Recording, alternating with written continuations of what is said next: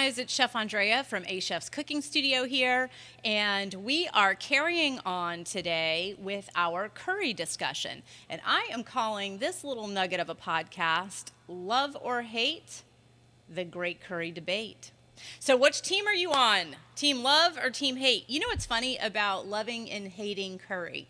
So when I have a class here that includes a curry, and sometimes I slip them in to classes that people may not necessarily have suspected that they were coming, that they would discover a curry would be in there. Because when we do a class, sometimes they'll have 8 or 9 dishes in one class, and every once in a while I'll slide a little curry in there.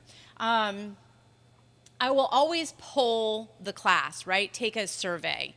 Show of hands who already knows that they love curry. So I've got 10 people in the building. Show of hands who already absolutely loves curry. And 3 or 4 hands go up. Then I'll say, okay, so show of hands who hates curry. And 3 or 4 hands go up. So then I'll say, who is unsure about curry? And here's the funny thing. Those few folks in between that didn't respond either way, 1 or 2 of them will raise their hand. They're unsure. That's why they didn't say they loved it. That's why they didn't say they hated it. But here's the funny part. At least half of the people who told me that they hated it will also raise their hand when I ask if they're unsure or have never had a curry. How about that? Isn't that interesting? And so I just, over the years, would just pay attention to that little phenomena. I thought that was so interesting that we have this kind of knee-jerk reaction about foods sometimes, that we will literally raise our hand on the team hate without even realizing that we're technically on the team have never tried. How do we have an idea that we hate something we've never even put in our mouth? It's interesting, and it happens with curry quite often. Every once in a while on the I hate curry team, I'll ask them, tell me something about it. Tell me why. Here was one of my favorite ones. We have a really lovely customer that's been coming up to us for years. His name's Daryl. Hi, Daryl. Hi, Anna. Daryl had a really bad curry experience in college. He was in an apartment that was housed over an Indian restaurant.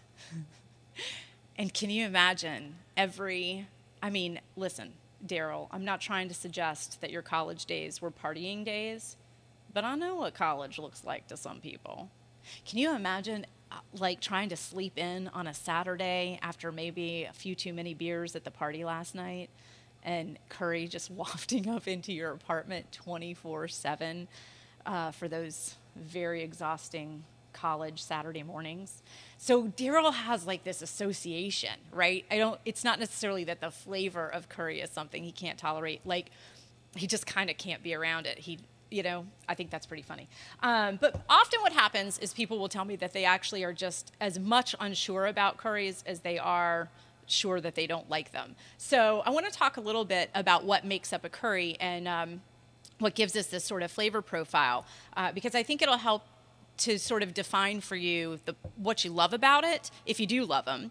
And if you do love curry, if we define what you love about it, here's a cool thing. When you branch into making curries at home, or if you're already doing that, you could up the quotient on the side of the curries that you discover that you love, right? So you can really make them pow with the stuff that triggers you the most. So let's talk about basic curry powder. I just went to the grocery store and picked up a tub of just basic yellow curry powder, right? Just a big tub. And this one just said curry powder. It was just as vague as could be, curry powder.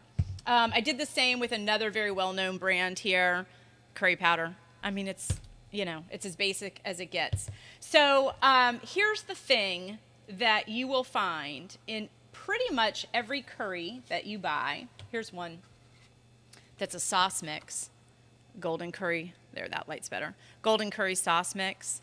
Here is a thing when I started really deep diving into what makes curries curry.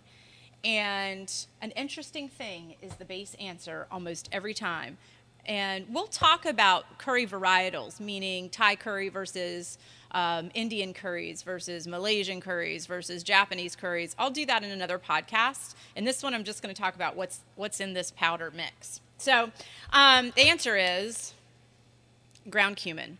Ground cumin is in every curry I have ever looked at the ingredients. I think almost without exception, ground cumin shows up in there.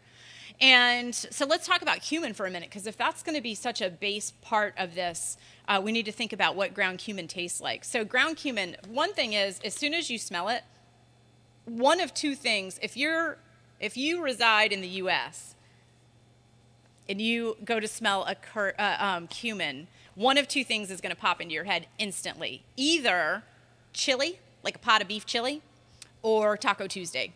One of those two is just going to bang right into your mind, because cumin is really what makes ground beef taco ground beef. Cumin, far more than chili powder, is what makes chili tastes like chili. Chili powder might give it a red color. Chili powder could give it heat. Chili powder, if it was smoked chili powder, could give it some smoke. But the thing that you and I associate with a big pot of chili, that warm, really aromatic chili thing, that's ground cumin. So we're already off to an interesting start, aren't we? Because if you love curry and you love chili, you're going, okay, this makes a lot of good sense. Ground cumin clearly is something that my palate just absolutely digs. The thing I like about cumin is that you smell it and taste it equally. Some things are very aromatic, but they don't have a big bite on the mouth, and then reverse that. Some things you get a big taste of, but they don't smell like a whole lot to me. Jalapeno peppers, for example, right? I get spiciness, but I get that sort of green pepper bite when I get into them, but I don't know if I've ever smelled a jalapeno. But cumin, man, it gets you in both spots at once. It catches you right up in here, and you taste every bit of it. So it's a big pop of flavor. And I happen to be a huge taco fan and a huge chili fan. So it's no surprise that I'm also a big curry fan if cumin is the base on it.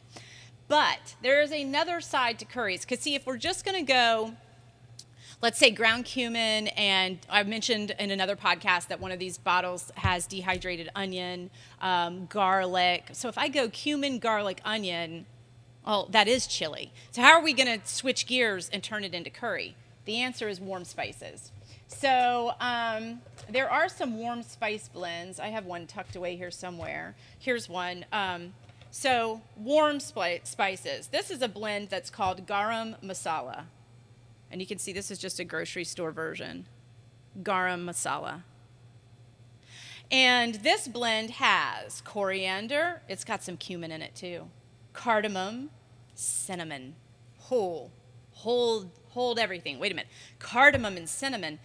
Sometimes I've seen these garams have nutmeg, clove, cinnamon, allspice. Wow, those are some really warm spices. For those of us in the U.S., things like nutmeg, clove, cardamom, those are fall and holiday baking spices, right? So I'm going to refer to those as baking spices. Does that make sense? So like cinnamon, baking spice, right? Nutmeg, we put that over eggnog at the holidays. So baking spices. Garam masala, I was watching a show recently, and there was just this amazing Indian chef doing a seafood curry outside. And he mentioned to the two hosts of the show that garam in Punjabi means warm. So what I'm calling baking spices, we might call holiday spices, are considered warm spices. Cinnamon, clove, nutmeg, cardamom, coriander, ginger, I might put in there too. Warm spices. And garam means warm. So garam masala, it's this warm spice blend. When I take something like ground cumin that we might use for chili and garam masala and put them together, I've moved away from a pot of chili and into the land of curry. Aha. If you are not a curry fan and you thought, what on earth is she talking about? Because I love chili and I love now I know what the problem is. I have had Moroccan dishes that have cinnamon in the chicken stew, and I'm not a big fan of that. I don't love those baking spices in with my savory meats. See, that might start to explain, this garam side of the curry might start to explain why some curries have not been working so beautifully for you. If, however, like me, you already know you love the cumin side, you can't get enough chili and you can't get enough tacos, but also you super dig those warm spices showing up in everything, then you know why the combo together, which makes curry, is so compelling for you. It certainly is for me. I love warm spices in savory dishes, and I think Moroccan cooking is a great place to try that out a little bit as well.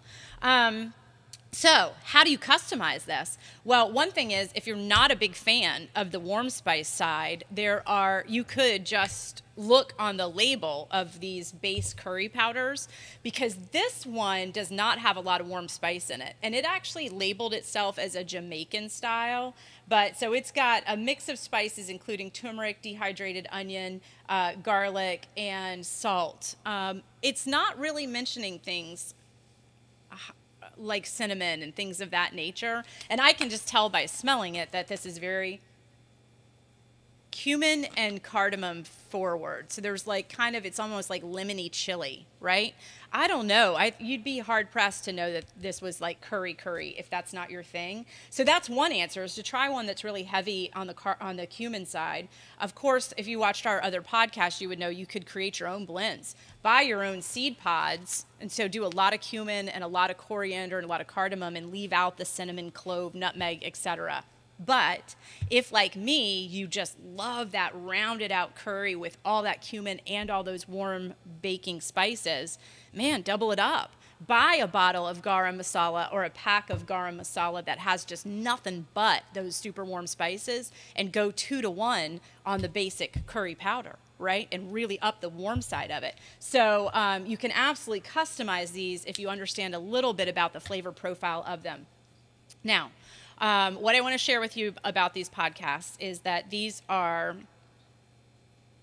experience-based bits of information, in that I've been cooking and teaching in this area since 2003. So I've made a lot of curries, and I've answered a lot of questions. We've tried a lot of recipes, and we've seen some stuff work really well, and we've seen some stuff fail, and we share every bit of that we can.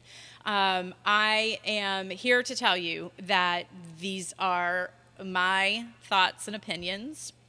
There might be those who disagree with me on some things, and that is totally cool.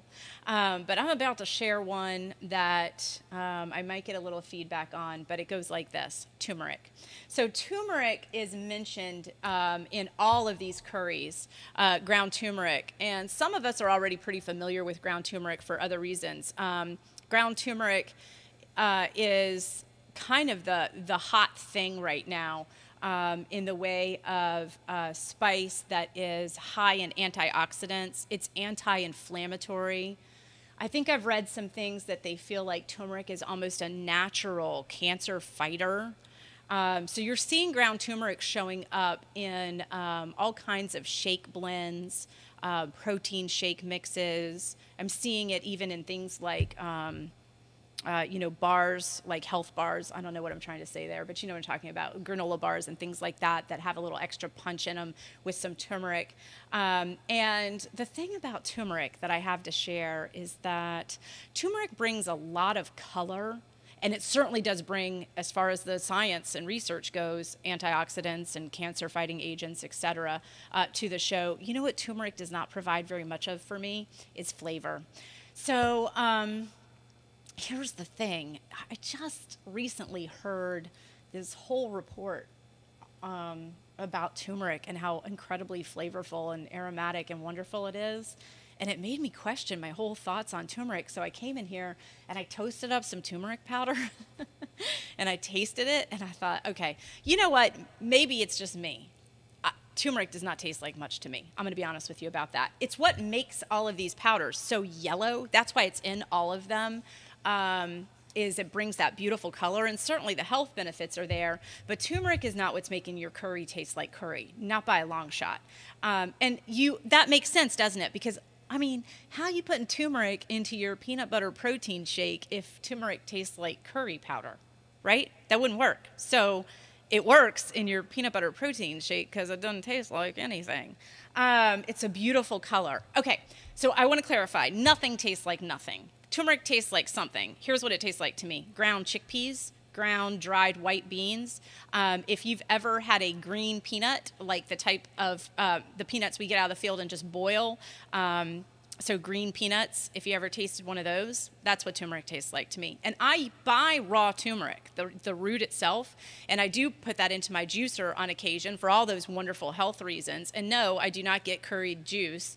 What I get is a little hint of green peanut shows up in the background of flavor of my juice. So I can taste it. It's not that it's not there, but I assure you it is not the flavor profile of a curry, to me, not by a long shot. So if I'm going to up the spices one way or the other, I love the cumin side of it, and the chili side of it, and I want to back off the baking spices, I can do that. If I love the warm baking spices along with the cumin, I could bring in more of that. But buying more or adding more turmeric to either of those, in my humble opinion, isn't going to do anything to change the flavor profile of either of them for you, okay? So there it is, the basics of the curry. To me, it's always going to be rooted in ground cumin. And I do think that if you have ground cumin at home, it's worth running over there. Head into the kitchen for a minute and take a little sniff, and you'll see what I'm talking about. There is an earthiness to it. There's a word. Earthy, aromatic, pungent, warm, really interesting thing that happens with cumin. And I dig it. I really do like it. But boy, when we balance it out with those, what we call baking spices, man, do exciting things happen. So if you're on the fence about curry, but you know you love kind of warm spices and you know you love chili, I say give a curry a try. It might surprise you. If you've tried curry in the past and you thought, no, that's not what I got at all, join us for our next episode. I'm going to talk very briefly about different varietals of curry, and where the curry stems from could have been the answer to why you had a curry once that you didn't love and never went back to it. Because depending on where they originate, they can have much stronger flavor profiles beyond these basics, right? So some herbs might have gotten in there that are ones that you don't love, tropical plants, something like that. So join us for the next one. The next one, I'm just going to say, I'm going to call types of curry. And what we're talking about is country of origin, all the different varietals of curries that come from around our beautiful planet, and how they change region to region. But they are all still based in this sort of cumin, onion, garlic, little hint of warm spice background. So I hope that's helpful. You guys are making me want to eat curry. Now I got to go out and get some curry. Maybe Greg and I will make some here this afternoon. All right, join us again. Like and subscribe, and submit any questions for Q&A with Chef A at achefs.com or here on the YouTube channel. All right, guys, I hope you have a delicious day.